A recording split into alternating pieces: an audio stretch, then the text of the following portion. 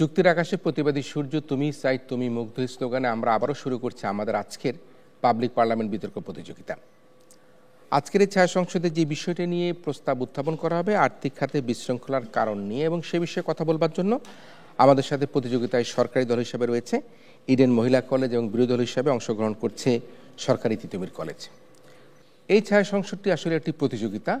এই প্রতিযোগিতায় যে 5 জন বিচারক আজকের এই বিতার্কিকদের বক্তব্যের আলোকে তাদের যে রায় প্রদান করবেন, সে সম্মানিত 5 জন বিচারক হচ্ছেন সাংবাদিক বাবু কামরুজ্জামান, বিশেষ প্রতিনিধি ও ইনচার্জ বিজনেস ডেস্ক নিউজ 24। বিচারক হিসেবে রয়েছেন সাংবাদিক রিজভি নওয়াজ, বিজনেস এডিটর ও বিশেষ প্রতিনিধি চ্যানেল আই। পরবর্তী বিচারক অধ্যাপক আবু মোহাম্মদ রইস, লেখক, বিতর্ক সংগঠক ও নাট্যকার। এরপরে রয়েছেন আরেকজন ব্যক্তি যিনি professional accountant Mohammad Abdul Sattar Sarkar, FCA স্বতন্ত্র পরিচালক ও chairman audit committee, National Bank Limited. বিচারক হিসেবে সর্বশেষ যিনি রয়েছেন তিনি হচ্ছেন সাংবাদিক শাহ আলম, বিজনেস এডিটর, দৈনিক আজকের পত্রিকা। সম্মানিত বিচারক মণ্ডলী যে সকল বিষয়ের উপর নম্বর প্রদান করবে তা হচ্ছে প্রস্তাব, কৌশল ও দলীয় ব্যবস্থা ব্যাখ্যা 5, উপস্থাপনা 5, উচ্চারণ ও বাচনভঙ্গি 5, তথ্য প্রদান 5, যুক্তির প্রয়োগ 5 এবং পয়েন্ট মোকাবেলা 5। মোট 30 নম্বরের উপরে আজকে সম্মানিত বিচারক মণ্ডলী তাদের নম্বর প্রদান করবে। বিতর্ক অনুষ্ঠানটি পর্যবেক্ষণ করে আমাদের এই মক পার্লামেন্টে বক্তাদের বক্তব্য আলোকে বক্তব্য প্রদান করবার জন্য আমাদের সাথে সম্মানিত প্রধান অতিথি হিসেবে পরিচিত রয়েছেন যিনি আমাদের সকলেরই পরিচিত মুখ, south Asian network in economic modelling সানেমের সম্মানিত নির্বাহী পরিচালক অধ্যাপক ডক্টর সেলিম রায়হান রয়েছেন আমাদের সাথে সম্মানিত প্রধান অতিথি হিসেবে। আমরা সানেমের নির্বাহী পরিচালক অধ্যাপক ডক্টর সেলিম রায়হান, আজকের সম্মানিত প্রধান অতিথি, তাকে সবাই জোরে তালি দিয়ে অভিনন্দন জানাতে চাই।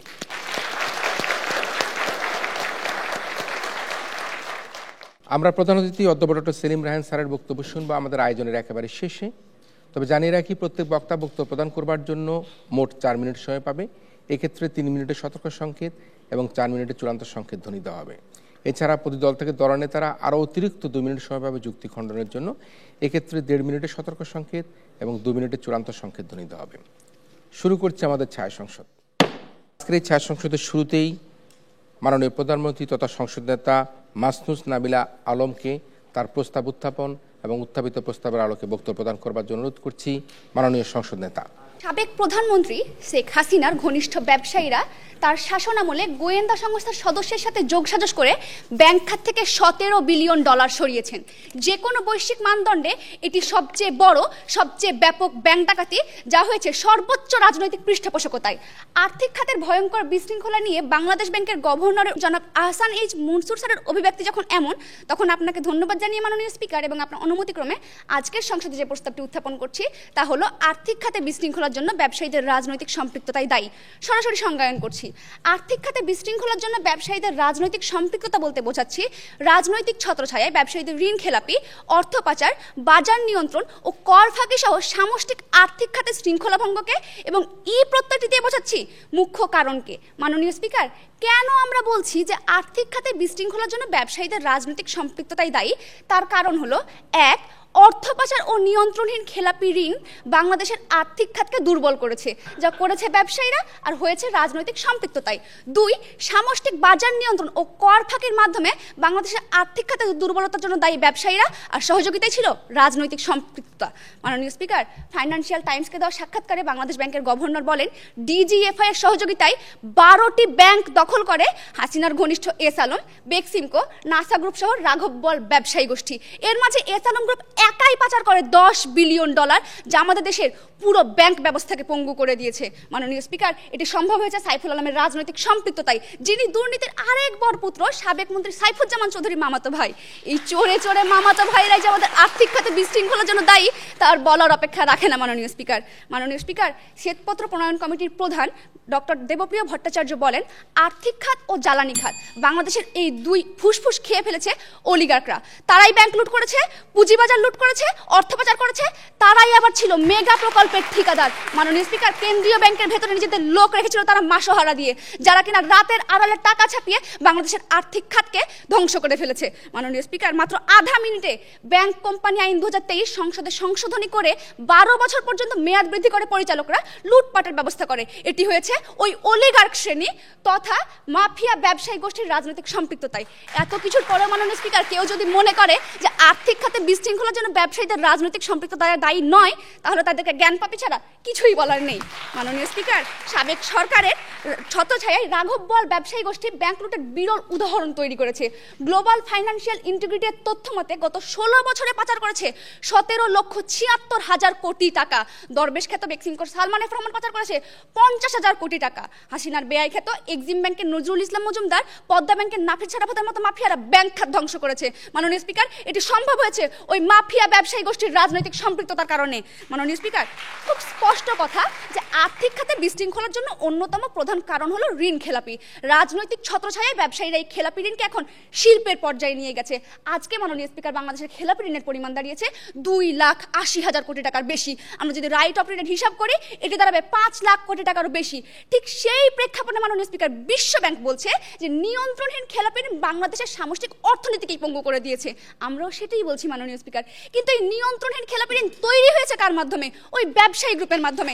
আর সেটি হয়েছে ওই ব্যবসায়ী গ্রুপের রাজনৈতিক পৃষ্ঠপোষকতায়, রাজনৈতিক ছত্রছায়ায়, রাজনৈতিক সম্পৃক্ততায়। মাননীয় স্পিকার, আজকে মাননীয় স্পিকার, 2012 সালে যদি আমরা দেখি, রাজনৈতিক বিবেচনায় সরকার 9টি ব্যাংককে অনুমোদন দিল। কারা ছিল মাননীয় স্পিকার? এমপি শফিউল ইসলামের South Bangla Agricultural Bank, mayor তাপসের মধুমতি ব্যাংক, নজরুল ইসলামের এক্সিম ব্যাংক, সাবেক মন্ত্রী মহিউদ্দিনের পদ্মা ব্যাংক। আজকে এই ব্যাংকগুলো মাননীয় স্পিকার আর্থিক খাতে গলার কাঁটা হয়ে দাঁড়িয়েছে। এস আলম গ্রুপ তো মাথায় বন্দুক ঠেকিয়ে ইসলামী ব্যাংক সহ 6টি ব্যাংক দখলই করে নিয়েছে, লুটপাট চালিয়েছে, শুধুমাত্র ট্রেড লাইসেন্সের ভিত্তিতে 300 প্রতিষ্ঠান করেছে। মাননীয় স্পিকার, চটপটি ফুচকার দোকানে যখন 230 কোটি টাকা ঋণ পায়, তখন আর বলার অপেক্ষা রাখে না যে আর্থিক খাতে বিশৃঙ্খলার জন্য ব্যবসায়ীদের রাজনৈতিক সম্পৃক্ততায় দায়ী। খুঁটির জোরে নাকি ছাগল নাচে মাননীয় স্পিকার, কারণ বিগত সংসদের 187 জন অর্থাৎ 67% সাংসদ ছিল ব্যবসায়ী, যার ফলে আজকে নীতি নির্ধারণ বলুন, অর্থ পাচার বলুন, ঋণ খেলাপি বলুন, কিংবা বিচলনতার সংস্কৃতি বলুন না কেন, সবকিছুতেই ছিল রাষ্ট্রীয় মদদ। হুন্ডি ব্যবসা থেকে ডলার বাজার অস্থিরতা, কর ফাঁকি দেওয়া, সিন্ডিকেট করা, বাজার নিয়ন্ত্রণ করা, ব্যাংক দখল করা, লুট করা সহ সামষ্টিক আর্থিক খাতই বন্দী ছিল ওই মাফিয়া ব্যবসায়ী গোষ্ঠীর রাজনৈতিক সম্পৃক্ততার হাতে। তা না হলে মাননীয় স্পিকার, রপ্তানির আড়ালে 13,000 কোটি টাকা পাচার করতে পারতো না দরবেশের ওই 23টি কোম্পানি। আইন ভেঙে ব্যাংক মূলধনের 420% পর্যন্ত ঋণ পেত না এস আলম গ্রুপ। এত কিছুর পরেও কি আমরা বলতে পারি না মাননীয় স্পিকার যে আর্থিক খাতে বিশৃঙ্খলার জন্য ব্যবসায়ীদের রাজনৈতিক সম্পৃক্ততায় দায়ী? মাননীয় স্পিকার, শেষ করছি আমাদের আজকের প্রধান অতিথি সেলিম রায়হান স্যারের একটি কথা দিয়ে। দেশের ঋণ খেলাপিরা, অর্থ পাচারকারীরা, কর খেলাপিরা সবাই ছিল নাকি প্রভাবশালী। এই জোটবদ্ধ প্রভাবশালীরাই বাংলাদেশের আর্থিক খাতকে ধসিয়ে দিয়েছে। উন্নয়নের চেয়ে পাচার হয়েছে বেশি। হ্যাঁ মাননীয় স্পিকার, সাবেক সরকারের আপার উন্নয়নের আড়ালে পাচারের শুভঙ্করের ফাঁকিতে যখন আমার দেশের আর্থিক খাত ধ্বংসের দ্বার প্রান্তে, তখন আমরা দেখতে পাচ্ছি আলোর দিশারি হয়ে অন্তর্বর্তীকালীন সরকার আর্থিক খাতের হাল ধরেছে।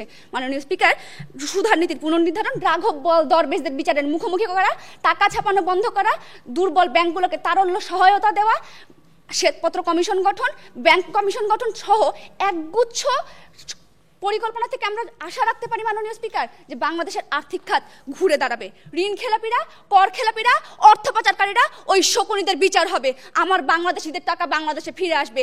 এই বাংলাদেশে দাঁড়িয়ে মাননীয় স্পিকার, আপনি গর্ব করে বলতে পারবো, আমার সোনার বাংলায় ঋণ খেলাপিদের ঠাঁই নাই, কর খেলাপিদের ঠাঁই নাই, অর্থ পাচারকারীদের ঠাঁই নাই, দুর্নীতিবাজদের ঠাঁই নাই। উন্নয়নের আড়ালে মাননীয় স্পিকার যারা বাংলাদেশকে লুটে পুটে খেয়েছে, তাদেরকে সামাজিকভাবে বয়কট করতে হবে। এই দাবির মশাল আজকে এই সংসদ থেকেই জ্বলে উঠুক, এই আশা রেখে আমি আজকের সংসদে যেন প্রস্তাবটি গৃহীত হয় তার জোর দাবি জানাচ্ছি। ধন্যবাদ মাননীয় স্পিকার, ধন্যবাদ সবাইকে। ধন্যবাদ মাননীয় সংসদ নেতা। এবারে আমরা বক্তব্য শুনবো আমাদের আজকের ছায়া সংসদের মাননীয় বিরোধী নেতা হাবিবুল্লাহ রনির কাছ থেকে তার বক্তব্য।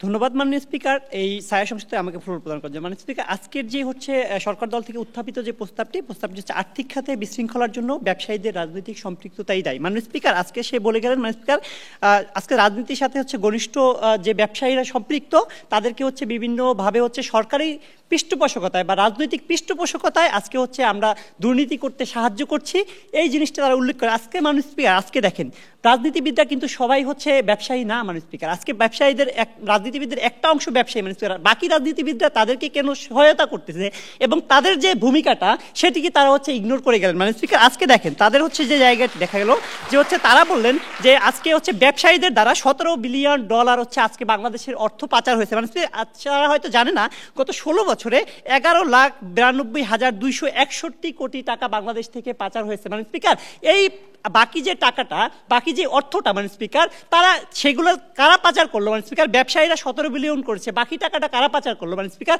সেই প্রশ্নটি কিন্তু থেকেই যায় মানে স্পিকার। তার মানে আজকে যে আমাদের যে পুরো সোসাইটির যে অংশগুলো রয়েছে, আজকে যদি আমরা দেখি যে আমাদের যে খাতগুলো রয়েছে, সেই খাতের প্রত্যেকটি খাতে কিন্তু মানুষের দুর্নীতি আজকে বিদ্যমান। আজকে যদি দেখি আমরা যে হচ্ছে আমরা যখন আজকে হচ্ছে আমরা বিভিন্ন মন্ত্রণালয়ের কথা বলি বা বিভিন্ন সেক্টরে যাই, তখন কিন্তু দুর্নীতি অহরহ। আজকে শেয়ার বাজার ধ্বংসের মুখে, আজকে শেয়ার বাজার ধ্বংসের পিছনে যারা হচ্ছে দায়ী, সালমান এফ রহমান বলি, যেই বলি মানে স্পিকার, তাদের জন্য একটি আইন রয়েছে, তাদের জন্য একটি বিচার ব্যবস্থা রয়েছে। আজকে কিন্তু সেই বিচার ব্যবস্থা আমরা কার্যকর করতে পারছি না মানে স্পিকার। তার মানে আমাদের দেশের যে সুশাসনের যে বিষয়টি, সেই বিষয়টি আজকে এস্টাবলিশ নাই বলে মানে স্পিকার, আজকে হচ্ছে আমরা কিন্তু হচ্ছে এই যে হচ্ছে ব্যবসায়ীদের রাজনৈতিক সম্পৃক্ততার দায় দিয়ে আজকে অর্থনৈতিক বিশৃঙ্খলাকে আমরা হচ্ছে প্রমোট করতেছি। আজকে আমি হচ্ছে বন্দুক থেকে যখন হচ্ছে আপনার দিকে গুলি ছুড়বো মানে স্পিকার, তখন দেখা যাবে যে হচ্ছে ওই বুলেটে আপনি হচ্ছে মারা গেছেন, কিন্তু হচ্ছে ওই বুলেটের দোষ নেই, যে টিকারটি চেপেছে তার দোষ মানে স্পিকার। আজকে রাজনৈতিক দলগুলো দুর্নীতিগ্রস্ত মানুষকে হচ্ছে তুলে নিয়ে আসছে, এবং তাহলে মানে স্পিকার এই দুর্নীতিগ্রস্ত মানুষকে যে আমি তুলে আনলাম, আমি যে হচ্ছে একটা রাজনৈতিক দলকে প্রমোট করি, আমার জনগণকে প্রমোট করি, আমার রাজনৈতিক দায়বদ্ধতা কোথায় মানে স্পিকার? আজকে সেটি কিন্তু নেই মানে স্পিকার। তাই আমি বলতে চাই যে মানে স্পিকার, আজকে হচ্ছে খারাপ মানুষ ভালো মানুষ সব জায়গায় আছে, সব সেক্টরে আছে মানুষ। তার মানে আমরা এটি বলতে পারি না কোনো একটি নির্দিষ্ট জনগণ সেটা হচ্ছে করছে। আজকে যদি বলি বেনজির প্রশাসনকে হচ্ছে মানুষ ধ্বংস করে দিয়েছে দুর্নীতির মাধ্যমে মানুষ। আজকে দেখেন, আজকে হচ্ছে আমরা যখন যাব হচ্ছে সালমান এফ রহমান বাদেও মানে স্পিকার, আজকে হচ্ছে বেসরকারি খাতে হচ্ছে অনেকগুলো মানুষ রয়েছে যারা হচ্ছে এই রাজনৈতিক জনস্বার্থ হরণ করে স্বচ্ছতা এবং জবাবদিহিতা নিশ্চিত না করে মানে স্পিকার, তারা হচ্ছে কার্যক্রম পরিচালনা করছে। কিন্তু আমাদের আইন শৃঙ্খলা, আমাদের যে হচ্ছে অবনতি এবং হচ্ছে আমাদের সুশাসনের যে অভাবটি রয়েছে, আমাদের দেশের প্রশাসন সেই জায়গাটি নিশ্চিত করতে পারছে না। আজকে দুর্নীতি দমন কমিশন স্বয়ং দুর্নীতি করছে মানে স্পিকার। তাহলে মানে স্পিকার, আমি যদি হচ্ছে দুর্নীতি করি, তাহলে আমাকে হচ্ছে ওই প্রশাসন যদি নিয়ন্ত্রণ করতে না পারে, এটি প্রশাসনের ব্যর্থতা, এটি আমাদের সুশাসনের অভাব মানে স্পিকার। কোনোভাবেই আমি এর জন্য দায়বদ্ধ হতে পারি না মানে স্পিকার। আমাকে জবাবদিহিতা করার জন্য যে সেক্টর রয়েছে, সেই সেক্টর দায়ী হবে সবার প্রথমে মানে স্পিকার, তারপরে হচ্ছে আমি দায়ী হব মানে স্পিকার। তার মানে আজকে এই সংসদে যে হচ্ছে আর্থিক খাতে বিশৃঙ্খলার জন্য ব্যবসায়ীদের রাজনৈতিক সম্পৃক্ততা দায়ী, এটি কোনোভাবেই মাননীয় স্পিকার এই সংসদে গৃহীত হওয়ার দাবি রাখে না। আমাদের সুশাসনের অভাবই হচ্ছে এখানে মূল কারণ মানে স্পিকার। ধন্যবাদ মাননীয় স্পিকার, ধন্যবাদ সবাইকে। সুশাসনের অভাবকে দায়ী করে আমাদের আজকের ছায়া সংসদের মাননীয় বিরোধী নেতা হাবিবুল্লাহ রনি তার বক্তব্য শেষ করলেন। এবারে বক্তব্য প্রদান করবার জন্য আহ্বান জানাচ্ছি মাননীয় ছায়ামন্ত্রী ইথিলা কবির প্রমাকে। দরবেশ বাবা নাকি রিমান্ডে স্বীকারোক্তি দিয়েছিলেন যে এস আলম গ্রুপের মাধ্যমে পাচার হওয়া 1.5 লাখ কোটি টাকার অর্ধেকে গিয়েছে নাকি শেখ রেহানার সজীব ওয়াজেদ জয়ের পকেটে। অর্থাৎ বাস্তবতা হলো ব্যবসায়ী রাজনীতিবিদ ভাই আর্থিক শৃঙ্খলার বালাই নাই। সেই প্রেক্ষাপটে বিরোধী দলীয় নেতার কথায় মনে হলো তিনি চোরকে ধর্মের বাণী শুনিয়ে গেলেন। ভাই, চোর ধর্মের বাণী শোনে না। মাননীয় স্পিকার, আপনাকে ধন্যবাদ দিয়ে আমি বিতর্ক শুরু করছি। মাননীয় স্পিকার, আমাদের বিরোধী দলীয় নেতা বলে গেলেন যে রাজনৈতিক সম্পৃক্ততা নাকি আর্থিক খাতে শৃঙ্খলার জন্য দায়ী নয়। তিনি দায়ী করে গেলেন কি কি কারণ? দুর্নীতি, সুশাসন, বিচারহীনতা সংস্কৃতি, আইনের যথাযথ প্রয়োগ না হয় ইত্যাদি ইত্যাদি। উনি কিন্তু মুখ্য কোনো কারণকে দায়ী করে যেতে পারেন না মাননীয় স্পিকার। কেননা উনি আমার মনে হলো উনি মঙ্গল গ্রহের প্রেক্ষাপট বিবেচনায় যুক্তিগুলোকে সাজিয়ে গেছেন। কেননা মাননীয় স্পিকার, বাংলাদেশের প্রেক্ষাপটে যেখানে পাবলিক টয়লেটে ঠিকাদারি নীতিগুলো রাজনৈতিক সম্পৃক্ততা লাগে, সেখানে ব্যাংক লুট, অর্থ পাচার, লাখ কোটি টাকা ঋণ খেলাপি করতে গেলে যে রাজনৈতিক সম্পৃক্ততা লাগবে তা বলাই বাহুল্য। সে প্রেক্ষাপট ভিত্তিক আলোচনায় বিরোধী দলের তার যুক্তি যে টিকছে না তার বলার অপেক্ষা রাখে না মাননীয় স্পিকার। মাননীয় স্পিকার, প্রতিপক্ষের কাছে কিছু প্রশ্ন রেখে যেতে যাই। রাজনৈতিক ছত্রছায়া আশ্রয় প্রশ্রয় ছাড়া কি এস আলম 1.5 লাখ কোটি টাকা পাচার করতে পারতো কিনা? সালমান এফ রহমান 50,000 কোটি টাকা পাচার করতে পারতো কিনা? সাইফুল আলম 6টি ব্যাংক দখল করতে পারতো কিনা? লোটাস কামাল শ্রমবাজার সিন্ডিকেটে 20 লাখ কোটি টাকা ঋণ নিতে পারতো কিনা? এই প্রশ্নগুলোর যুক্তিমূলক ব্যাখ্যা যদি আজকে প্রতিপক্ষ দল নিতে না পারে, তাদেরকে আজকে মেনে নিতে হবে যে ব্যবসায়ীদের রাজনৈতিক সম্পৃক্ততাই আর্থিক খাতে বিশৃঙ্খলার জন্য দায়ী মাননীয় স্পিকার। মাননীয় স্পিকার, বিখ্যাত ফোর্বস ম্যাগাজিন 2023 সালের তথ্য বলছে আজিজ খান সিঙ্গাপুরের 41তম ধনী ব্যক্তি। তার সম্পদের পরিমাণ $112 কোটি। মাননীয় স্পিকার, কিভাবে এত সম্পত্তি উপার্জন করেছেন জানেন? বিগত 15 বছর ফেসিস্ট শাসন শুধুমাত্র বিদ্যুৎ ক্যাপাসিটি চার্জ সামিট গ্রুপ আয় করেছে $110 কোটি। মাননীয় স্পিকার, যা ব্যাংকিং খাতে একটি নজিরবিহীন ঘটনা, আর তা সম্ভব হয়েছে কেবলমাত্র রাজনৈতিক সম্পৃক্ততায়। মাননীয় স্পিকার, চলুন একটু বাজার ঘুরে আসি। ডলার বাজার তথা হুন্ডি ব্যবসার নিয়ন্ত্রণ ছিল সাবেক এমপি আনোয়ার আজিমের কবজায়। ব্যবসায়ীদের চাপে সুধার নীতি পরিবর্তন সম্ভব হয়নি বহুদিন। কালো টাকা সাদা করার সুযোগ দেয় কিংবা কর এবং জিডিপি এর অনুপাতে বাংলাদেশ যেখানে একটি নিম্নসারের দেশ এবং কর্পোরেট সিন্ডিকেটের পুরো বাজার ব্যবস্থা আমাদের যেখানে জিম্মি, তখন গ্লোবাল ফাইন্যান্সিয়াল ইন্টিগ্রেটিং এর একটি প্রতিবেদন বলছে বাজার থেকে অর্থনীতি সম্পূর্ণ ব্যবসায়ীদের দখলে হয়। প্রবৃদ্ধি এবং মূল্যস্ফীতি একদিকে যেমন ঋণাত্মক হচ্ছে, অন্যদিকে তেমন ধনাত্মক হচ্ছে। ঠিক এই কারণে কিন্তু বারবার বলছি মাননীয় স্পিকার, ব্যবসায়ীদের রাজনৈতিক সম্পৃক্ততা আর্থিক খাতে বিশৃঙ্খলার জন্য দায়ী। মাননীয় স্পিকার, গ্লোবাল ফাইন্যান্সিয়াল ইন্টিগ্রেটিং এর একটি ভয়ঙ্কর তথ্য আপনাকে দেই। এক বছরে বাংলাদেশ থেকে আন্তর্জাতিক বাণিজ্যের মাধ্যমে $753 লাখ পাচার হয়েছে মাননীয় স্পিকার, এবং জালিয়াতির ওভার ইনভয়েসিং এবং আন্ডার ইনভয়েসিং জালিয়াতের মাধ্যমে পাচার হয়েছে 64,000 কোটি টাকা। এর মূল হোতা সালমান এফ রহমান, এস আলম, নজরুল ইসলাম, নাফিস সারামতের মতো ব্যবসায়ীরা, এবং এদের চাঁদের খুঁটির জোর হলো রাজনৈতিক পৃষ্ঠপোষকতা। মাননীয় স্পিকার, তারপরেই তাই বলছি আমরা মাননীয় স্পিকার, ব্যবসায়ীদের রাজনৈতিক সম্পৃক্ততাই আর্থিক খাতকে ধ্বংস করছে। মাননীয় স্পিকার, ঋণ বিতরণের ক্ষেত্রে প্রতি ব্যাংক শাখার কিন্তু একটি নির্দিষ্ট ঋণ সীমা থাকে, কিন্তু জনতা ব্যাংকের একটি স্থানীয় শাখা থেকে বেক্সিমকো গ্রুপকে সেই ঋণ দিতে ঋণ সীমা প্রত্যাহার করেছে বাংলাদেশ ব্যাংক। কারণ জনতা ব্যাংকের কেবলমাত্র একটি শাখা থেকে দরবেশ বাবা ঋণ নিয়েছিল 25,000 কোটি টাকা, যা ব্যাংকিং খাতে একটি নজিরবিহীন ঘটনা। আর তা সম্ভব হয়েছিল কেবলমাত্র রাজনৈতিক এবং ব্যবসার যৌথ প্রযোজনের। মাননীয় স্পিকার, ঠিক তারপরেও কি আমরা বলতে পারি না মাননীয় স্পিকার, ব্যবসায়ীদের রাজনৈতিক সম্পৃক্ততাই আমাদের আর্থিক খাতকে ধ্বংস করছে, বিশৃঙ্খল করছে। মাননীয় স্পিকার, বলছিলাম আজকে আমাদের প্রধান অতিথি সেলিম রায়হান স্যারের একটি মূল্যায়ন। আমাদের আর্থিক খাতে এই গভীর ক্ষত সৃষ্টির মাস্টারমাইন্ড কিন্তু মাননীয় স্পিকার ওই ব্যবসায়ী রাজনীতিবিদ চক্র, সেটি অস্বীকার করা আমাদের উপায় নেই মাননীয় স্পিকার। কেননা আজকে যে শিশু জন্ম নিচ্ছে তারও নাকি মাথা পিছু ঋণের পরিমাণ 1.5 লাখ টাকা মাননীয় স্পিকার। তাই আজকে এই প্রস্তাবটি সর্বসম্মতি জানানোর জন্য এই সংসদে গৃহীত হয়, তার জোর দাবি জানাচ্ছি। ধন্যবাদ মাননীয় স্পিকার, ধন্যবাদ সবাইকে। ধন্যবাদ মাননীয় ছায়ামন্ত্রী ইথিলা কবির প্রমাকে তার বক্তব্যের জন্য। এই পর্যায়ে আহ্বান জানাচ্ছি মাননীয় বিরোধী দলীয় উপনেতা ফজিয়া ইফাত তন্নিকে তার বক্তব্য প্রদান করবার জন্য। সরকার দল থেকে তারা হয়তো খুব মনোযোগ দিয়ে শুনেইনি আমরা কোন বিষয়টিকে অর্থাৎ কোন কারণটিকে আজকে আর্থিক বিশৃঙ্খলার কারণ হিসেবে ধরে নিয়েছি। তাদের জ্ঞাতার্থে আবারও বলছি যে আজকে এই যে আর্থিক বিশৃঙ্খলা হচ্ছে পুরো বাংলাদেশ জুড়ে, এর পিছনে একমাত্র সুশাসন দায়ী, এবং সুশাসনের অভাবে যে আর্থিক বিশৃঙ্খলা হচ্ছে তার একটা অংশ মাত্র, যে রাজনৈতিক ব্যবসায়ীরা যে বিশৃঙ্খলা করছে তার একটা অংশ হতে পারে, কিন্তু এই প্রত্যয় দ্বারা রাজনৈতিক সম্পৃক্ত ব্যবসায়ীদেরকে মেন কারণ করতে পারে না মাননীয় স্পিকার। তারা বারবার সালমান এফ রহমানের কথা বলে যাচ্ছে। মাননীয় স্পিকার, আমার নেতা কিন্তু বলে গিয়েছেন যে সালমান এফ রহমান কিন্তু আগে থেকে দুর্নীতিগ্রস্ত। যেখানে একটি রাজনৈতিক দল আগে থেকে জানে যে একটি দুর্নীতিগ্রস্ত ব্যক্তি তাকে দলে আনতে পারলে তার সুযোগ সুবিধা হবে, তাহলে কেন একটি করাপ্টেড ব্যক্তিকে তারা দলে আনছে?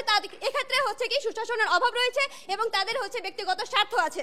মাননীয় স্পিকার, তারা আমার বিরোধী দলীয় নেতা হচ্ছে একটি কোশ্চেন করে গিয়েছেন যে তৃতীয় দেশের বাংলাদেশের সুশাসন হচ্ছে না, প্রথম দেশের সুশাসন হচ্ছে। মাননীয় স্পিকার, আমাদের কোশ্চেন ছিল যে ডোনাল্ড ট্রাম্প যদি হচ্ছে সুশাসনের আওতাভুক্ত হতে পারে, আমার দেশ কেন নয়? তার মানে কি আমরা কি একটি সুশাসন ডিজার্ভ করি না মাননীয় স্পিকার? আমরা অবশ্যই একটি সুশাসন ডিজার্ভ করি, সেটা আর্থিক খাতে হোক, যে কোনো খাতেই হোক। এবং সেই ক্ষেত্রে যদি কোনো সুশাসন নিশ্চিত করতে হয়, যদি কোনো জবাবদিহিতার ক্ষেত্রে হয়, সেক্ষেত্রে প্রধানমন্ত্রীও জবাবদিহি করতে বাধ্য এবং যে কোনো ব্যবসায়ী জবাবদিহি করতে বাধ্য মাননীয় স্পিকার। চলে আসি এবার হচ্ছে তারা বারবার বলছে যে ঋণ খেলাপির কথা বলে যাচ্ছে। মাননীয় স্পিকার, এই যে ঋণ খেলাপি হচ্ছে, বেশিরভাগ ঋণ খেলাপি কোথায় হচ্ছে মাননীয় স্পিকার? ব্যাংকিং ক্ষেত্রে হচ্ছে। এই যে ব্যাংকিং ক্ষেত্রের পিয়ন থেকে শুরু করে উচ্চ পদস্থ যত কর্মকর্তা আছে তাদের ছত্রছায়া ছাড়া কি ঋণ খেলাপি পসিবল হয়েছিল মাননীয় স্পিকার? কখনো কিন্তু পসিবল হয়নি। যেখানে কর্মকর্তারাই তাদেরকে শেল্টার দিচ্ছে, মাননীয় স্পিকার, তারা বারবার বলছে যে ব্যবসায়ীরা ঋণ খেলাপি করেছে। তার মানে কি ব্যবসায়ীরা ছাড়া কি এর বাইরে যত ধরনের বড় বড় যে ব্যক্তি রাঘব বোয়ালগুলো আছে তারা কি ঋণ খেলাপি করেনি? চলুন কয়েকটি উদাহরণে চলে যাই। বিসমিল্লাহ গ্রুপের ব্যবস্থাপনা পরিচালক খাজা সোলাইমান 1,200 কোটি টাকা, ক্রিসেন্ট গ্রুপ 1,075 কোটি টাকা, অ্যানন্টেক্সের মালিক ইউনুস বাদল 5,504 কোটি টাকা তারা হচ্ছে ঋণ খেলাপি করেছে। কিন্তু তাদের বিরুদ্ধে কোনো আইনগত ব্যবস্থা নেওয়া হয়নি, তাদের কোনো বিচার করা হয়নি। তারা তো রাজনৈতিক ব্যবসায়ী ছিল না মাননীয় স্পিকার। তাহলে আর্থিক বিশৃঙ্খলা কি তাদের দ্বারা হচ্ছে না, শুধুমাত্র এই প্রত্যয় দ্বারা কেন তারা রাজনৈতিক ব্যবসায়ীকেই বোঝাচ্ছে? এছাড়াও বসুন্ধরা গ্রুপের চেয়ারম্যানের নামে মানি লন্ডারিং, সরকারের রাজস্ব ফাঁকি, ভূমি দখল, ঋণ জালিয়াতি, এত অসংখ্য নামে হচ্ছে মামলা করা হয়েছে। এরপরে যদি চলে যাই যে আমাদের উন্নয়নের নামে যে সকল কারসাজিগুলো করা হচ্ছে, সেগুলো হচ্ছে যে উন্নয়ন প্রকল্পের নামে কোটি কোটি টাকা ঋণ নিচ্ছে সরকার। যেমন হচ্ছে কর্ণফুলী টানেলে বছরে আয় হচ্ছে 37 কোটি টাকা, কিন্তু গড় কিস্তি গুনতে হচ্ছে 405 কোটি টাকা, যেখানে 300 কোটি টাকার উপরে হচ্ছে আমার ঋণ পরিশোধ করতে হচ্ছে এবং আমার ভর্তুকি দিয়ে গিয়ে রাজস্ব আয় থেকে ভর্তুকি দিয়ে আমার ঋণ পরিশোধ করতে হচ্ছে, সেক্ষেত্রে আর্থিক শৃঙ্খলা কিভাবে বজায় থাকে ম্যাডাম স্পিকার, তা আমার জানা নেই। যদি আজকে একটি নির্দিষ্ট সময় পর পর তারা হচ্ছে যে কোনো ধরনের প্রকল্প হাতে নিত এবং তারা যদি নিয়মতান্ত্রিকভাবে তারা হচ্ছে ঋণ নিয়ে সেখান থেকে আয় করে তারা যদি সেটা পরিশোধ করতে পারতো, তাহলে কিন্তু আর্থিক খাতে বিশৃঙ্খলা হতো না। এই ক্ষেত্রে আজকে এই যে আর্থিক খাতে বিশৃঙ্খলার জন্য তারা কিভাবে রাজনৈতিক ব্যক্তিদেরকে দায়ী করে। এই যে মেগা প্রকল্পগুলো হাতে নিয়েছে, এটা হচ্ছে রাজনৈতিক সরকার দল হাতে নিয়েছে। এটা কোন ব্যবসায়ী তুলে নিয়েছে? এই যে মেগা প্রকল্পগুলো যে হাতে তুলে এবং যাদেরকে দায়িত্ব দেওয়া হয় তারা হচ্ছে কি বিভিন্ন ঠিকাদার, বিভিন্ন আমলা, তারা কিন্তু হচ্ছে রাজনৈতিক ব্যবসায়ের মধ্যে অন্তর্ভুক্ত পড়ে না। সেই ক্ষেত্রে যদি আমরা বলি এই যে বিচারহীনতার সংস্কৃতি এবং হচ্ছে সুশাসনের যে এই অভাবের কারণে এবং সরকারের যে নড়বড়ে অবস্থা, এই নড়বড়ে অবস্থার কারণে আজকে আর্থিক খাতে বিশৃঙ্খলা হচ্ছে। তাই এই দাবি যাতে গৃহীত না হয় তার জোর দাবি জানিয়ে আমি আমার বক্তব্য শেষ করছি। ধন্যবাদ মাননীয় স্পিকার, ধন্যবাদ সবাইকে। ধন্যবাদ ফৌজিয়া ইফফাত তন্নিকে। এই পর্যায়ে আহ্বান জানাচ্ছি আজকের ছায়া সংসদের মাননীয় সরকার দলীয় সংসদ সদস্য চৈতি আক্তারকে তার বক্তব্য প্রদান করবার জন্য। শুরু করছি প্রথম বক্তার কথা দিয়ে। বাকি যারা রাজনীতিবিদ 67% যেখানে সাংসদ, সেখানে বাকি কারা সেটা জানতে চাই। পরবর্তী দুর্নীতি প্রতিটি খাতে এখন হচ্ছে না কেন, তখন হচ্ছিল কেন? কারণ 67%ই ছিল সাংসদ। আবার বললেন শেয়ার বাজারের ঋণ, এসালাম ছাড়া কিংবা আমাদের সালমান এফ রহমান ছাড়া কি শেয়ার বাজারের ঋণ এর কেলেঙ্কারি ঘটনা ঘটেছিল? তারা কারা? তারা রাজনৈতিক সংশ্লিষ্ট ছিল তো। আবার বলল সুশাসনের কথা, সুশাসন কারা করবে? আমরা বলছি ব্যবসায়ী রাজনৈতিক সম্পৃক্ততায় এটা নষ্ট হচ্ছে। যদি এটা না হয়, এটা যদি কেটে দেওয়া যায়, তাহলে এটা সম্ভব হবে। সুশাসন মুখে মুখে চলে আসবে না তো। তারপরে বললেন বিচারহীনতা, বিচার করবে কারা? যেখানে আইন প্রণয়ন হচ্ছে 1.5 মিনিটে 2 মিনিটে হয়ে যাচ্ছে আইন প্রণয়ন। বিচারহীনতা, বিচার বাস্তবায়ন করতে পারছেন? আইন কি পরিবর্তন হচ্ছে? আইন যেটা ছিল সেটাই ছিল, এখনো আছে, এখন হচ্ছে বাস্তবায়ন, তখন হচ্ছিল না কেন? সেই প্রশ্ন উত্তর দেন না আপনারা বলছেন সালমান এফ রহমান আইনের বাস্তবায়নের অভাব। সালমান এফ রহমান কে ছিলেন? সালমান এফ রহমান অবশ্যই একজন সাংসদ ছিলেন এবং ব্যবসায়ী ছিলেন। তিনি আগে ব্যবসায়ী ছিলেন। আগে কত কোটি টাকা পাচার করেছেন সেটা তথ্য দেন, পরিসংখ্যান দেখান। এখন কত কোটি বলছেন সেটা তো আমরা পরিসংখ্যান দেখাচ্ছি, আপনারা তো মানছেন না। আবার বলছেন বেনজির রহমানের টাকা। একজন আমলা কত টাকা পাচার করেছেন আর একজন সাংসদ কত টাকা পাচার করেছেন তুলনা করেন, তারপরে পরিস্থিতিটা আপনার কাছে একদম ক্লিয়ার হয়ে যাবে। প্রশাসন এখন পারছে না, তখন পারছিল কেন? এখন এই প্রশ্নটার উত্তরটা প্লিজ দিয়ে যাবেন প্রথম বক্তা। পরে আসছি দ্বিতীয় বক্তার কাছে। সুশাসন দায়ী, প্রথম বক্তার সাথে তিনিও তাল মিলানের। সুশাসন কোথায়? আপনার মুখে, আপনার মঞ্চে, আপনার স্ক্রিপ্টে না তো। সুশাসন তো আমাদের সংসদে আইন প্রস্তাবন হবে এবং বাস্তবায়ন হবে। কারা করবে? সাংসদ। স্পিকার, বিগত নির্বাচনে হলফনামা পর্যালোচনায় টিআইবি দেখাচ্ছে এমপি প্রার্থীদের সম্পদ বৃদ্ধির পরিমাণ বেড়েছে 2435 গুণ। জি মানুষ স্পিকার, ঠিকই শুনেছেন, 2435 গুণ। তাদের অধিকাংশই কিনা আবার মাছ ব্যবসায়ী। এই যখন বাস্তবতা, তখন প্রতিপক্ষদের বলতে চাই আপনারা যেটা লাউ কইতেছেন ওইটাই কদু। স্পিকার, প্রতিপক্ষ বন্ধুদের কথা শুনে মনে হলো ব্যবসায়ীরা ফেরেশতা আর রাজনীতিবিদরা আল্লাহর অলি। তারা কিভাবে আর্থিক খাতে বিশৃঙ্খলা করতে পারে? না, তারা কোনোভাবেই আর্থিক খাতে বিশৃঙ্খলা করতে পারে না। অথচ বিগত সময়ে যে মেগা প্রকল্পগুলো নেওয়া হয়েছে তার বেশিরভাগই গিয়েছে আবার ভ্যানিটি ব্যাগে। বিগত সময় এমপি সালমান এফ রহমান ছিলেন নীতি নির্ধারণ, আর ব্যবসায়ী সালমান এফ রহমান ঠিকাদারি কিংবা কমিশন বাণিজ্যে তা লুটে পুটে খেয়েছে। তারা যেমন সর্পয় দংশন করেছে তেমনি ওঝা হয়ে ঝেড়েছে। ব্যবসায়ী এবং রাজনীতিতে এই সম্পৃক্ততা আমরা বলছি ব্যবসায়ী আর্থিক খাতে বিশৃঙ্খলার জন্য দায়ী। সাবেক ভূমিপুত্র জাভেদ চৌধুরী আর্মিটা গ্রুপ কিংবা ইউসিবি ব্যাংকের আড়ালে পাচার করেছে হাজার কোটি টাকা, পঙ্গু করেছে আমাদের আর্থিক খাত। সেই জন্য আমরা বলছি সার্বিক খাতে আর্থিক খাতে বিশৃঙ্খলার জন্য দায়ী ব্যবসায়ীদের রাজনৈতিক যোগসাজশ। স্পিকার, শেয়ার বাজারের দুঃসহ কান্না কি আমরা আজও ভুলতে পারি? 11 জনের আত্মহত্যা, হাজার কোটি টাকার লোপাট, লাখ বিনিয়োগকারীদের পথে বসিয়ে দেওয়ার কারিগর ছিল সালমান এফ রহমান। সেই দরবেশ বাবাই আবার যখন রাজনৈতিক ক্ষমতার দাপটে আমাদের আইএফআইসি বন্ড ছেড়ে শেয়ার বাজার থেকে 7,500 কোটি টাকা কিংবা চুকুকু বন্ড থেকে 2,500 কোটি টাকা তুলে নেয়, তখনই আমরা বলছি প্রতিপক্ষ ব্যবসায়ীদের রাজনৈতিক সংশ্লিষ্টতাই আমাদের শেয়ার বাজারকে ধ্বংস করছে, আমাদের আর্থিক খাতকে ধ্বংস করছে। স্পিকার, 2017 সালে ইসলাম ব্যাংকের সাবেক প্রধান নির্বাহী মোহাম্মদ আব্দুল মান্নানকে জোর করে পদত্যাগে বাধ্য করে এক জ্যেষ্ঠ গোয়েন্দা কর্মকর্তা। তার মাথায় বন্দুক ঠেকিয়ে ব্যাংকটির দখলদারিত্ব নেওয়া হয়। ব্যাংকটির দখলদারিত্ব চলে যায় এসালাম গ্রুপের কাছে।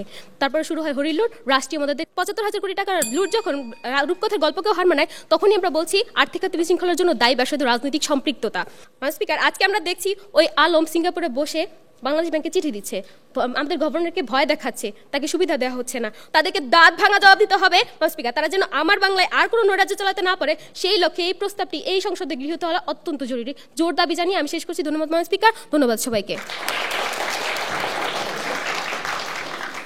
ধন্যবাদ মাননীয় সদস্য সরকারি দলের চৈতি আক্তারকে।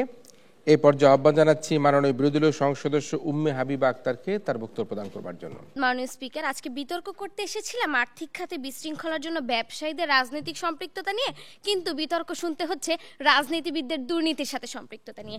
আজকে মাননীয় স্পিকার, আমাদের বিতর্কের বিষয় ছিল ব্যবসায়ীদের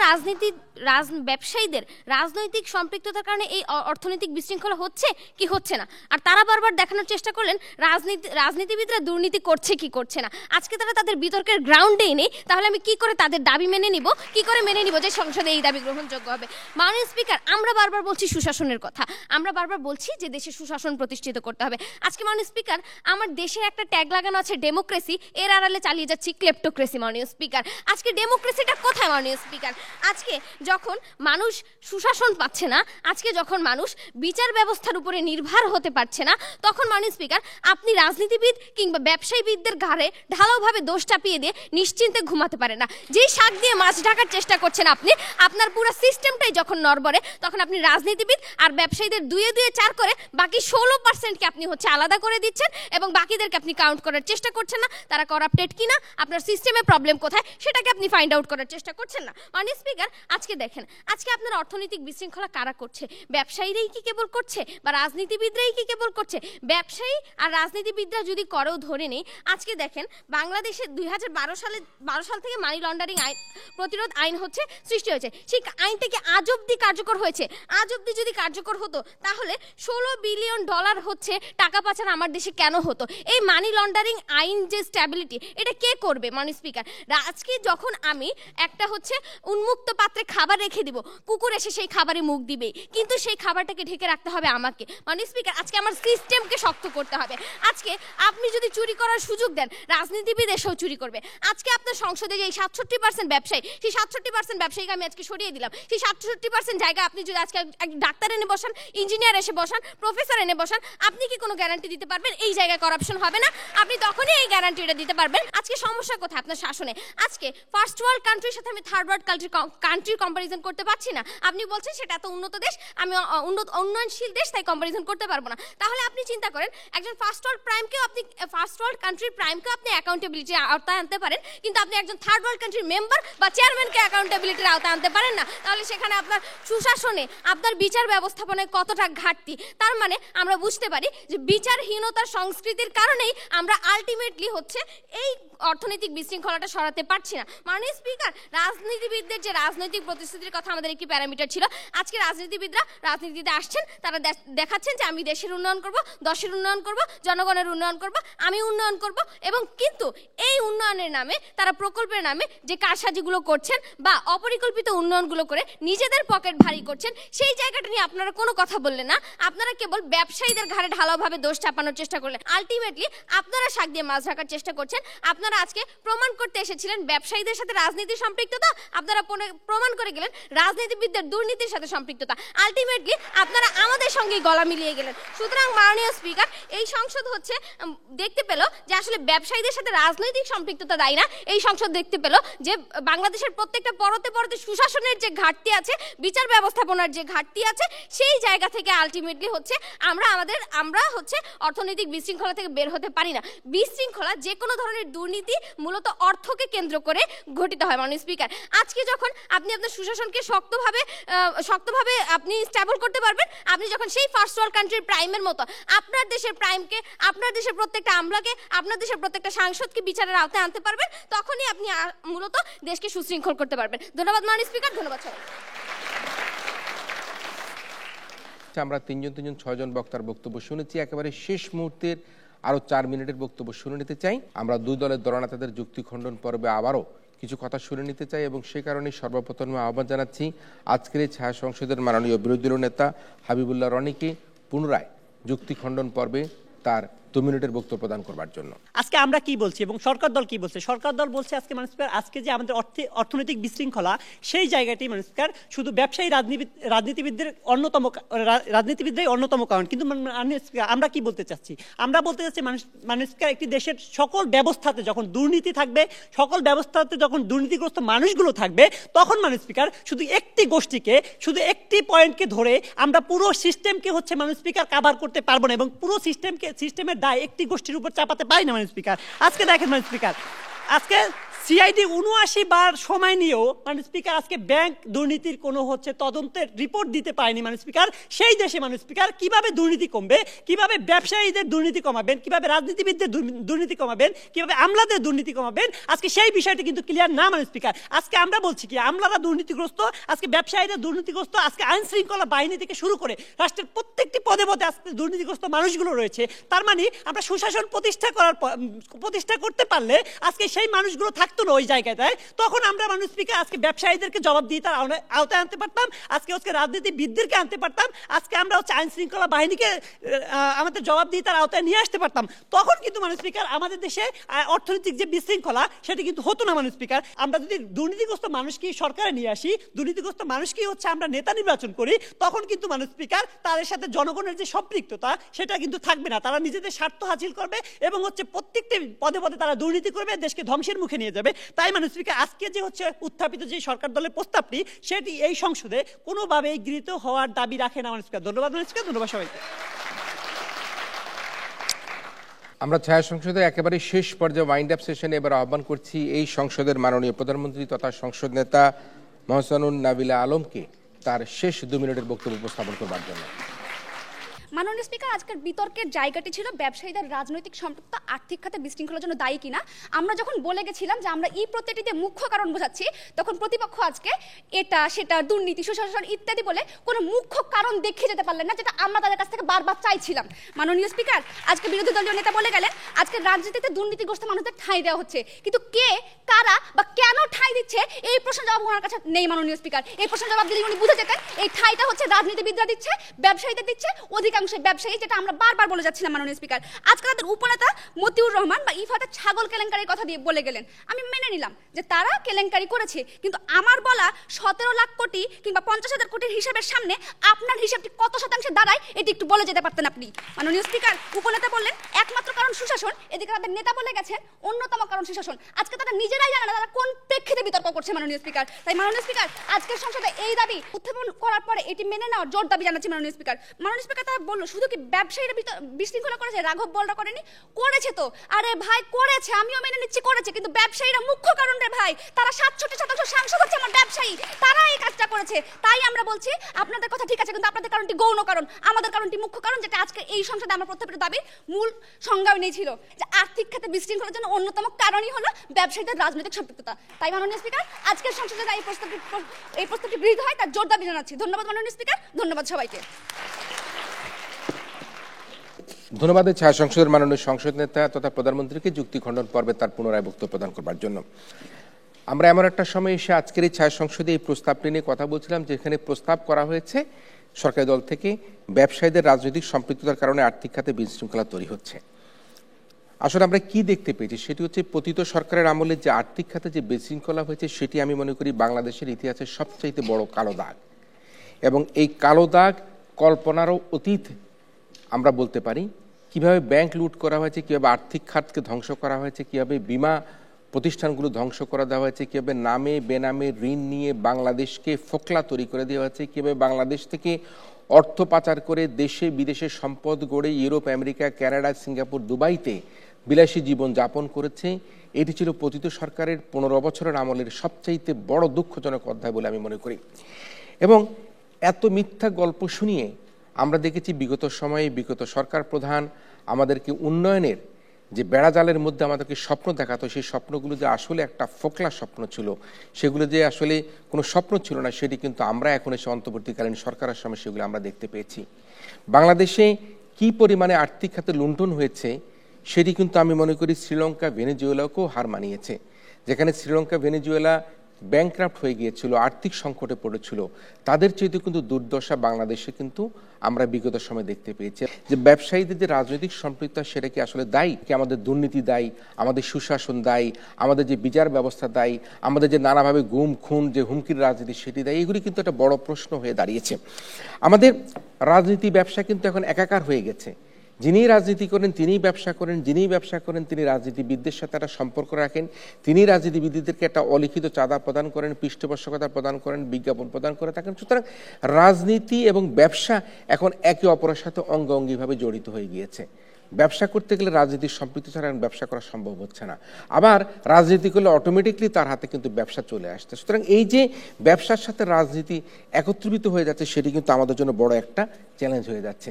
যিনি রাজনীতি করেন তিনিই মন্ত্রী হচ্ছেন, তিনি আবার বাণিজ্য মন্ত্রী হয়ে সেই বাণিজ্য মন্ত্রণালয় স্ট্যান্ডিং কমিটির সভাপতি হচ্ছেন। তো এই যে আমাদের একটা খেলা চলছে, সেই খেলার মধ্যে দিয়েই কিন্তু আমরা বিগত সময়গুলো আমরা পার করেছি। আমরা সর্বশেষ যে 7 জানুয়ারির যে আমি এবং ডামি নির্বাচন দেখেছি, সেই নির্বাচনে 199 জন ব্যবসায়ী সেখানে নির্বাচিত হয়েছে, যারা ব্যবসায়ী হিসেবে যাদের আধিপত্য ছিল তারা সংসদ সদস্য হিসেবে নির্বাচিত হয়েছে। তাহলে 2/3 ব্যক্তি যদি জাতীয় সংসদে ব্যবসায়ী হিসেবে নির্বাচিত হয়, তাহলে সেই ব্যবসায়ীরা ব্যক্তির স্বার্থ দেখবেন, ব্যবসায়িক স্বার্থ দেখবেন, না 18 কোটি মানুষের স্বার্থ দেখবেন? যে ব্যবসায়ী গার্মেন্টসের মালিক বা আরএমজি খাতের মালিক বা অন্য কোনো খাতের মালিক, শিল্প ইন্ডাস্ট্রির মালিক, তাকে যদি বলা হয় যে আপনার দ্বারা আজকে আপনার ফ্যাক্টরির আপনার কর্মীর যে বেতনের সুরক্ষা, বেতন কাঠামো কী হবে সেখানে তৈরি করতে দেওয়া হয়, তাহলে কি সেই কর্মী, সেই গার্মেন্টস মালিক যিনি এমপি হয়েছেন, তিনি কি তার কর্মীর সুরক্ষা করবেন নাকি না তার নিজের সুরক্ষা করবেন? সুতরাং আমাদের দুঃখবোধ হয়, বাংলাদেশের রাজনীতিতে যেভাবে ব্যবসায়ীদের আধিপত্য চলছে, পৃথিবীর ইতিহাসে এত ব্যবসায়ীরা কোথাও কিন্তু এত আধিপত্যভাবে আমাদের রাজনীতিতে, আমাদের সংসদে তারা অংশগ্রহণ করেনি বলে আমি আমার দৃষ্টিতে সেটা দেখতে পাচ্ছি। তাই আমি মনে করি ব্যবসায়ীরা রাজনীতি আসুক, এতে দোষের কিছু নেই, কিন্তু যারা ন্যায়নিষ্ঠার সাথে ব্যবসা করবেন, যারা রাজনীতিকে ব্যবসা হিসাবে নেবেন না, তারা যদি রাজনীতিতে আসেন তাহলে কিন্তু আমাদের কোনো দুঃখ থাকে না। কিন্তু রাজনীতিতে এসে ব্যবসা এবং অনৈতিক কার্যকলাপের সঙ্গে যখন নিয়োজিত হবেন, তখনই কিন্তু আমাদের দুঃখ বোধ হয়। তাই আজকে প্রশ্ন এসেছে যে বাংলাদেশের এই অধিক পরিমাণে ব্যবসায়ীরা রাজনীতিতে সম্পৃক্ত হওয়া, জাতীয় সংসদে সম্পৃক্ত হওয়া, আমাদের যে আর্থিক খাতে বিশৃঙ্খলা, সেই বিশৃঙ্খলার জন্য দায়ী কিনা সেই প্রশ্ন কিন্তু এখন আমাদের তৈরি হয়েছে।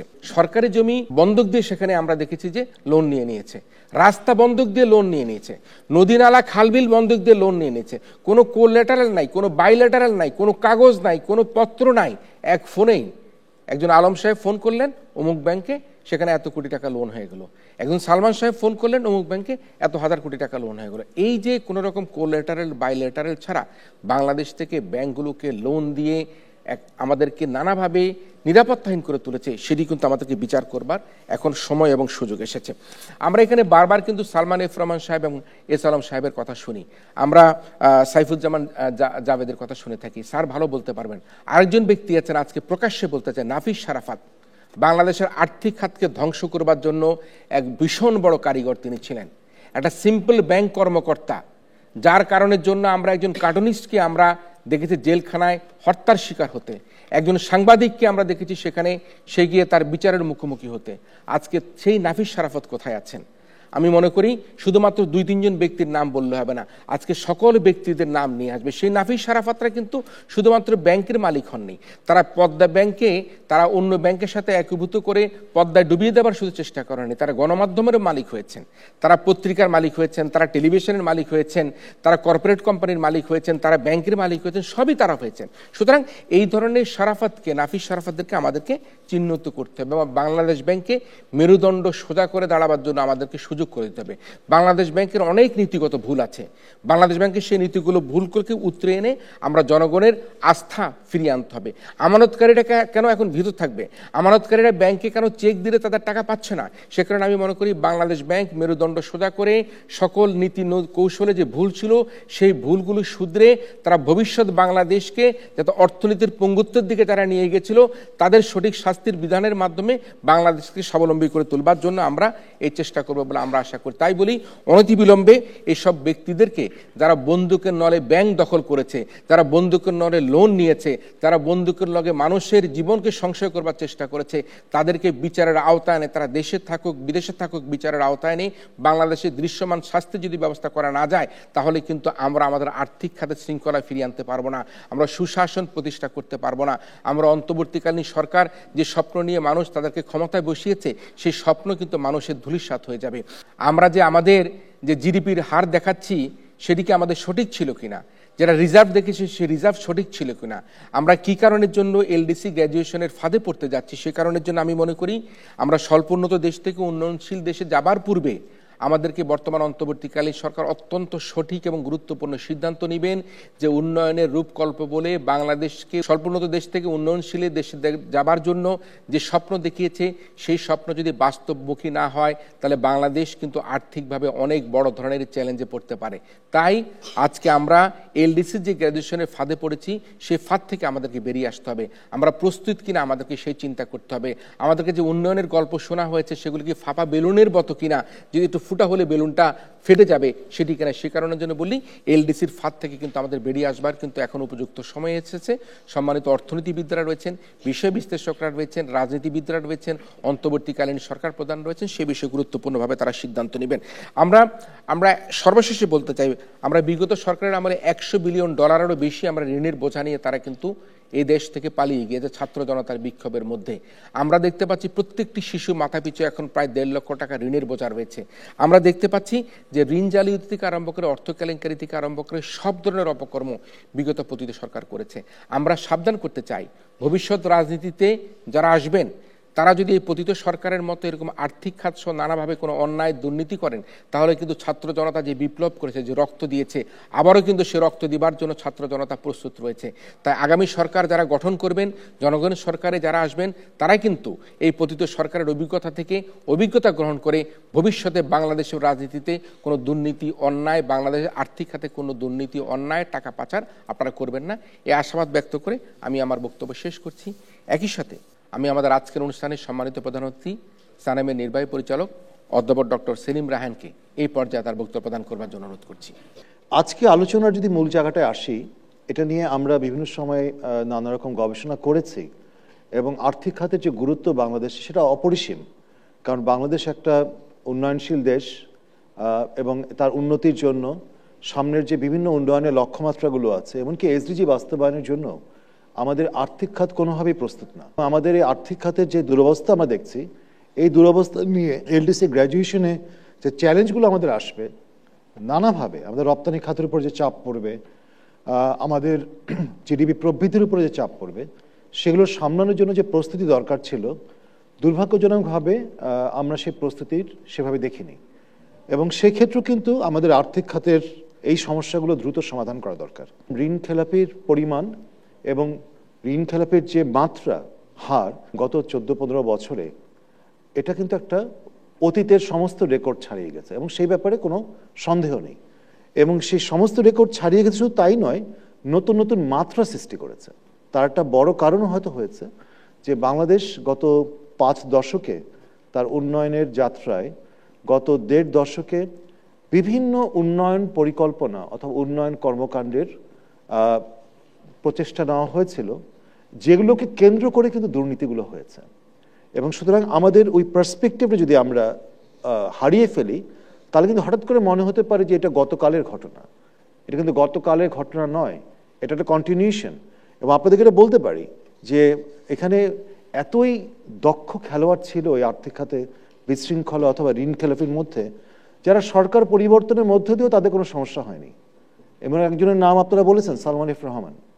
তিনি কিন্তু 80 দশক বলুন, 90 দশক বলুন, এই গত যে কোনো সরকারের সময় তার খুব বেশি সমস্যা হয়নি। এবং বরং যত দিন গেছে উনি তার দুর্নীতি, তার প্রভাব ফুলে ফেঁপে বেড়েছে। এরকম যে কথাটা আমি বলতে চাচ্ছি সেটা হচ্ছে যে অনেক পুরনো খেলোয়াড় তারা যেমন খেলেছে, নতুন খেলোয়াড়েরও আবির্ভূত হয়েছে গত 1-1.5 দশকে, এবং যারা নতুন নতুন সংকট সৃষ্টি করেছেন এই আর্থিক খাতে। তাহলে আমরা কাদেরকে দায়ী করব? যেটা আজকে আলোচনার একটা খুব উপজীব্য ছিল, ব্যবসায়ীরা কি একমাত্র দায়ী, তাদের রাজনৈতিক সম্পৃক্ততা, নাকি রাজনীতিবিদরা ব্যবসায়ী হয়ে গেছেন? এখানে আমরাদের ভূমিকা কি? তো আমরা গবেষণায় দেখেছি যে আসলে এখানে কিন্তু এরা সবাই নানাভাবে তাদের ভূমিকা পালন করেছেন। আমরা যখন দায়ী কারা, কে কতটুকু মাত্রা, কার দায়ের মাত্রা কতটুকু, সেটা হয়তো আমার কাছে মনে হয় একটা যথাযোগ্য বিচার প্রক্রিয়ার মাধ্যমে আসা উচিত। যে নামগুলো এসেছে, যে প্রতিষ্ঠানগুলো দায়ী হিসেবে নামগুলো এসেছে বিভিন্ন অভিযোগের মাধ্যমে, তাদেরকে একটা পরিপূর্ণ বিচার প্রক্রিয়ার মাধ্যমে আসতে হবে। এই ক্ষেত্রে আমার কাছে যেটা মনে হয় খুব গুরুত্বপূর্ণ, সেটা হচ্ছে যে ইন্ডিভিজুয়াল কাউকে বিচার করার চেয়ে পুরো প্রক্রিয়াটা কিন্তু আমাদের বুঝতে হবে যে কোন প্রক্রিয়ার মাধ্যমে এই ঘটনাটা ঘটেছে। এই দুর্নীতি বিভিন্ন খাতে এবং সুনির্দিষ্টভাবে যদি আমরা আর্থিক খাতে কথা বলি, তাহলে প্রক্রিয়াটা কিভাবে হয়েছে। সেক্ষেত্রে কিন্তু দেখা গেছে যে অনেকেই, আমরা বলি, ব্যবসায়ীরা বলি, রাজনীতিবিদরা বলি, তারা নানা রকমভাবে ইনোভেটিভ অ্যাপ্রোচ নিয়েছে। কেউ উদ্যোগী হয়েছে বেশি আরেকজনের চেয়ে। দুর্নীতিবাজ আমলারা হয়তো পথ দেখিয়েছে কিভাবে একটা প্রজেক্টকে, যেটা 10 কোটি টাকার প্রজেক্ট, সেটা 1000 কোটি অথবা 500 কোটি টাকা বাড়ানো। ব্যবসায়ীরা তারা পথ দেখিয়েছে যে কিভাবে ব্যবসার ক্ষেত্রে দুর্নীতির সুযোগগুলো করা যায়। রাজনীতিবিদরা পথ দেখিয়েছে, দুর্নীতিবাজ রাজনীতির কথা বলছি, কিভাবে এই ব্যবসায়ী এবং দুর্নীতিবাজ ব্যবসায়ী এবং আমলাদেরকে প্রোটেকশন দেওয়া যেতে পারে বিভিন্ন আইনের মাধ্যমে। এখন আমরা যদি আরো একটু গভীরে যাই, দেখব যে আর্থিক খাতের সমস্যা শুধুমাত্র কিন্তু খেলাপি ঋণ নয়। খেলাপি ঋণ হচ্ছে তার একটা সিমটম, কিন্তু তার ভেতরে গভীর জায়গায় হচ্ছে পুরো আর্থিক খাতেই সুশাসনের সমস্যা, বড় ধরনের সুশাসনের সমস্যা। এবং এই সুশাসনের সমস্যা আমরা যখন আর্থিক খাত নিয়ে আলোচনা করছি, সামগ্রিকভাবে পুরো দেশের সুশাসনের যে সমস্যা, সেটা কিন্তু আমরা দেখেছি যে প্রত্যেকটাই কোনো না কোনোভাবে সম্পর্কিত। সরকার যত বেশি দেখা গেছে অভ্যন্তরীণভাবে কর আদায় করতে পারেনি, তার আমরা জানি, কেউ একজন বলেছেন ট্যাক্স জিডিপি রেশিও বাংলাদেশের one of the lowest in the world. যত তার নিজের সরকার চালানোর জন্য যে পরিমাণ সম্পদ দরকার, রেভিনিউ দরকার, এই সৃষ্টি করতে ব্যর্থ হয়েছে, তত বেশি সরকার নির্ভর হয়েছে ঋণের উপরে, অথবা এবং সেই ঋণ দেখা গেছে অভ্যন্তরীণ ঋণ এবং বৈদেশিক ঋণ। এবং বৈদেশিক ঋণ নির্ভর যে প্রকল্পগুলো, সেই ঋণ নির্ভর প্রকল্পগুলোকে কেন্দ্র করে দেখা গেছে এই রাজনীতিবিদ, আমলা এবং ব্যবসায়ীদের একটা নেক্সাস, তারা ওখান থেকে দুর্নীতিগুলো করেছে। ছোট ছোট প্রকল্প থেকে শুরু করে মেগা প্রকল্প, আমরা কিন্তু দুর্নীতির একটা বড় ধরনের একটা ব্যাপক প্রসার দেখেছি। এবং গত 1 দশকে অথবা 1-1.5 দশকে যে নতুন চিত্রটা আমাদের সামনে এসেছে, সেটা হচ্ছে যে দুর্নীতির শুধু ব্যাপকতা নয়, দুর্নীতির একটা ইন্টারকানেকশন। মানে যেই লোক অথবা যে প্রতিষ্ঠান একই সাথে ঋণ খেলাপি, তারা একই সাথে কর খেলাপি, তারা একই সাথে টাকা পাচারকারী। মানে একটা অভূতপূর্ব এক ধরনের একটা ইন্টারকানেকশন আমরা দেখেছি। এবং তারা কোনো ভাবে এই বড় বড় প্রকল্পগুলো থেকেও তারা, যেটাকে আমরা বলি একাডেমিক ল্যাঙ্গুয়েজে বলি রেন্ট সিকিং অ্যাক্টিভিটিস, বাট যদি আমরা ক্রুড এবং কারেক্ট ওয়ার্ড বলি সেটা হচ্ছে করাপশন, সেই জিনিসটা তারা করেছে। এবং আমরা দেখেছি বিভিন্ন সময়ে বাংলাদেশ ব্যাংক তার ডিউ রোলটা প্লে করেনি। এবং অনেক সিদ্ধান্ত আমরা দেখেছি যে কোনো একটা হোটেলে বসে এই প্রভাবশালী যারা ব্যাংকার্স অ্যাসোসিয়েশনের যারা নেতারা, তারা বসে ব্যাংকিং সেক্টরে সুদের হার অথবা বিভিন্ন পলিসিসগুলো কি হবে সেগুলো তারা কোনো হোটেলে বসে ঠিক করে তারা বাংলাদেশ ব্যাংকে জানিয়ে দিয়েছে। এবং বাংলাদেশ ব্যাংকের গভর্নর সেগুলো কোনো রকম বিচার বিবেচনা ছাড়াই সেগুলো তারা, আগের গভর্নরদের কথা বলছি, সেগুলো তারা বাস্তবায়ন করেছে। সুতরাং বাংলাদেশ ব্যাংকের নীতিগত দুর্বলতা আছে, যেটা আমি শুরুতে বলেছিলাম, যে তাদের ইন্ডিপেন্ডেন্ট একটা রেগুলেটর হিসেবে তাদের যে রোলটা আছে, সেই রোলটা তারা পালনে বিভিন্ন সময় ব্যর্থ হয়েছে। তার জন্য তারা নিজেরা যেমন দায়ী, সেরকম পেশাদারী লোকের আমরা দেখিনি ব্যাংকিং সেক্টরে, গভর্নর অথবা ডেপুটি গভর্নর লেভেলে অথবা উচ্চ পদস্থ লেভেলে। পাশাপাশি যে অ্যারেঞ্জমেন্টটা আছে বাংলাদেশ ব্যাংক সম্পর্কিত সরকারের সাথে, যে বাংলাদেশ ব্যাংকের ইনস্টিটিউশনাল যে রিলেশনশিপ, সেই জায়গাতেও কিন্তু সরকার বাংলাদেশ ব্যাংকে দেখেছেন যে আপনারা ওই পুরোপুরি স্বাধীনতা দেয়নি। অতীতের ভুল যাতে রিপিট না হয় এবং আমরা যাতে একটা নতুন সমৃদ্ধশালী উন্নত বৈষম্যহীন বাংলাদেশ থেকে যেতে পারি, সৃষ্টি করতে পারি, সেই জায়গাটা যেন আমরা নিশ্চিত করতে পারি, সেই প্রক্রিয়াটা আমরা দেখতে চাই। সবাইকে অসংখ্য ধন্যবাদ। ধন্যবাদ অধ্যাপক ডক্টর সেলিম রায়হানকে তার বক্তব্যের জন্য। আজকে যে প্রস্তাবিত বিষয় সেটি হচ্ছে ব্যবসায়ীদের রাজনৈতিক সম্পৃক্ততার কারণে আর্থিক খাতে বিশৃঙ্খলা তৈরি হয়েছে। যারা এই প্রস্তাবের পক্ষে আছেন তারা হা বলুন। প্রস্তাবের পক্ষ দল হা বলুন। প্রস্তাবের পক্ষ দল হা বলুন। আর প্রস্তাবের বিপক্ষ দল না বলুন। যারা প্রস্তাবের বিপক্ষে আছে না বলুন। প্রস্তাবের বিপক্ষ দল না বলুন। ব্যবসায়ীদের রাজনৈতিক সম্পৃক্ততার কারণে আর্থিক খাতে বিশৃঙ্খলা তৈরি হয়েছে। প্রস্তাবিত এই বিষয়ের আজকের ছায়া সংসদে এই প্রস্তাবটি এই ছায়া সংসদে গৃহীত হয়েছে।